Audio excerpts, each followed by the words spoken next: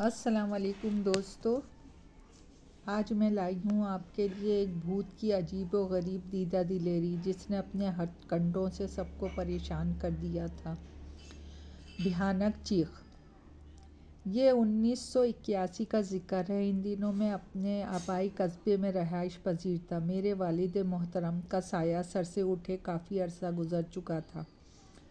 میرے 4 بہن بھائی جو مجھ سے چھوٹے تھے اور ایک والدہ محترمہ، ان کا بوجھ میرے کمزور کاندھوں پہ تھا۔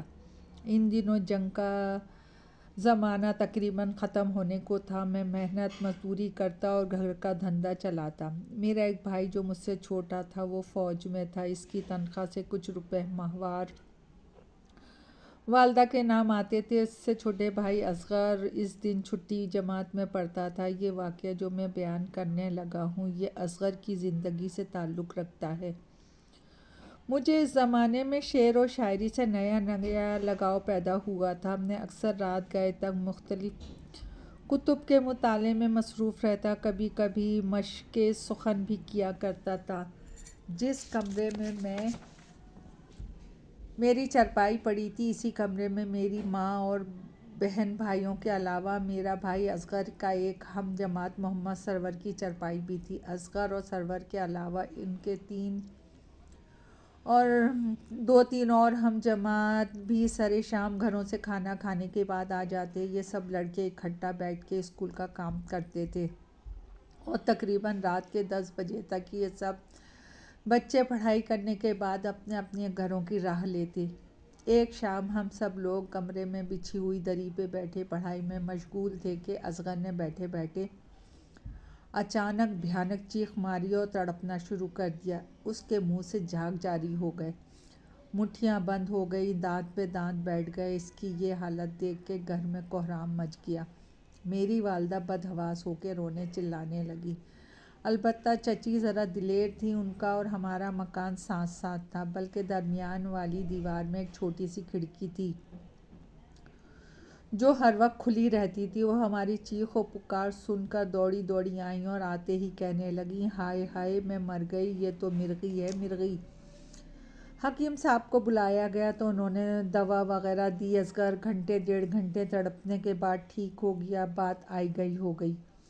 ہم اس واقعے کو تقریباً بھلا ہی چکے تھے کہ 3 مہینے کے بعد ایک رات پھر اسی طرح ہوا، لیکن اس مرتبہ یہ حیرت انگیز چیز دیکھنے میں آئی کہ اصغر کچھ دیر تڑپنے کے بعد خود ہی سنبھل گیا اور اٹھ بیٹھا، پھر بڑی گرجدار آواز میں بولا، اے گھر والوں ذرا غور سے سنو، میں رام لکھا ہوں۔ میں مندر کے سر میں بیٹھا پرماتما کی عبادت میں مشغول تھا کہ تمہارے لڑکے نے میرے سر پہ اپنا پاؤں رکھ دیا اور میری بے حرمتی کی جس پہ میں نے اسے پکڑ لیا ہے، اور اب میں اسے نہیں چھوڑوں گا۔ ہمارے چچا بڑے نمازی پرہیزگار آدمی تھے، کچھ عملیات وغیرہ سے بھی شغف رکھتے تھے۔ انہوں نے ایک تعویذ بنا کر دیا۔ اصغر علی چند منٹ ایسی باتیں کرنے کے بعد پھر بے ہوش ہو گیا۔ ہم لوگ جاگتے رہے، رات گئے، اسے ہوش آیا تو وہ ٹھیک تھا۔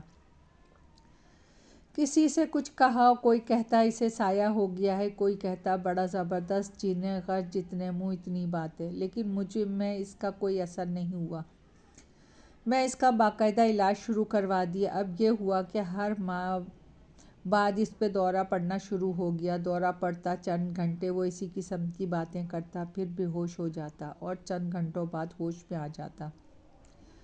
جب اسے دورہ پڑتا تو کئی دن چپ رہتا۔ حالانکہ عام طور پہ اس کی طبیعت یہ تھی کہ وہ بڑا شرارتیں کرتا اور اپنے ہم جماعتوں کے علاوہ بزرگوں سے بھی مذاق کرنے سے باز نہ آتا تھا۔ رفتہ رفتہ اس کی صحت خراب رہنے لگی اور اب میرا یہ معمول بن گیا کہ میں جو کماتا اس پر خرچ کر دیتا۔ تنگ دستی تو ہم لوگ پہلے بھی ہی تھے، لیکن اب تو زیادہ مصیبتوں نے آ گھیرا۔ ڈاکٹروں حکیموں نے اس کا علاج کرنے کے باوجود مرض کا تعین نہ کیا۔ اسے کیا ہوا ہے، کوئی مرغی بتاتا، کوئی ہسٹریا، کوئی دماغی مرض کہتا۔ غرض یہ کہ جتنے ڈاکٹرز اتنی ہی راہیں۔ اس طرح 2 سال گزر گئے۔ اصغر 10ویں جماعت میں پہنچ گیا، لیکن اس کی صحت سخت احتیاط کے باوجود انتہائی خراب ہوتی چلی گئی۔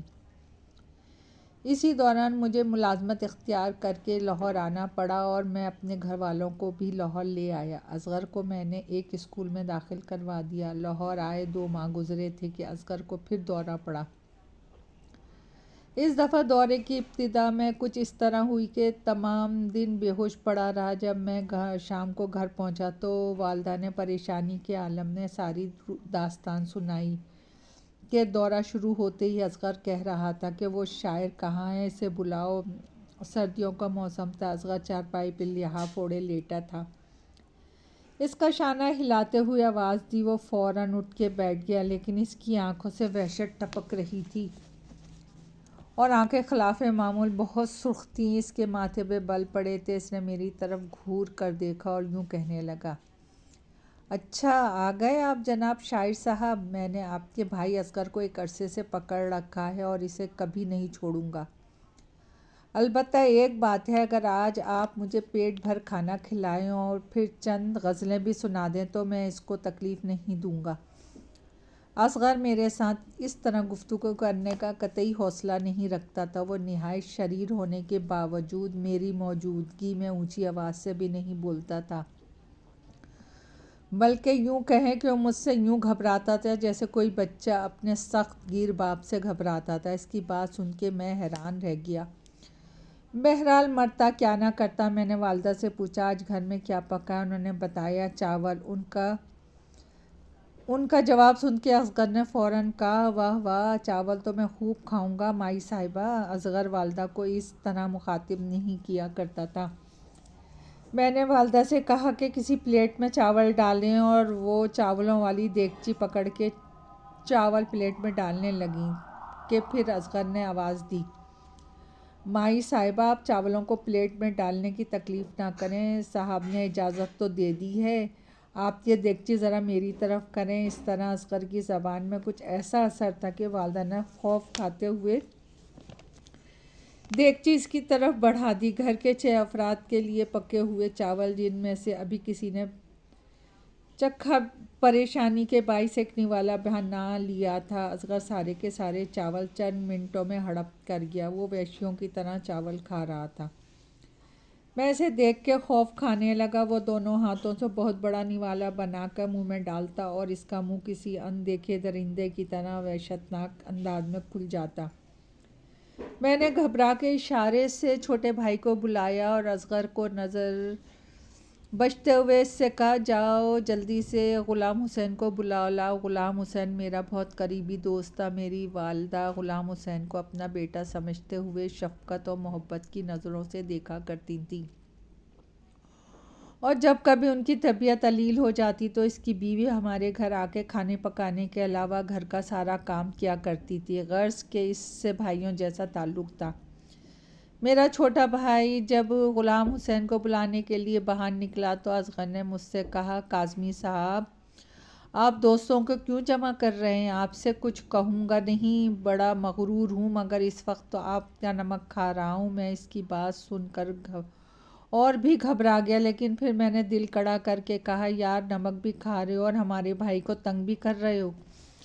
میری اس بات سن کر اس نے زوردار قہقہہ لگایا اور کہنے لگا، واہ جی واہ، پھر تو تھوڑا سا نمک بھی دے دو۔ ہمارے گھر میں شروع سے یہ اصول ہے کہ پسا ہوا نمک بازار سے نہیں لاتے، بلکہ ثابت نمک کے ڈیلے گھر لا کے روز کے روز حسب ضرورت پیس لیتے ہیں۔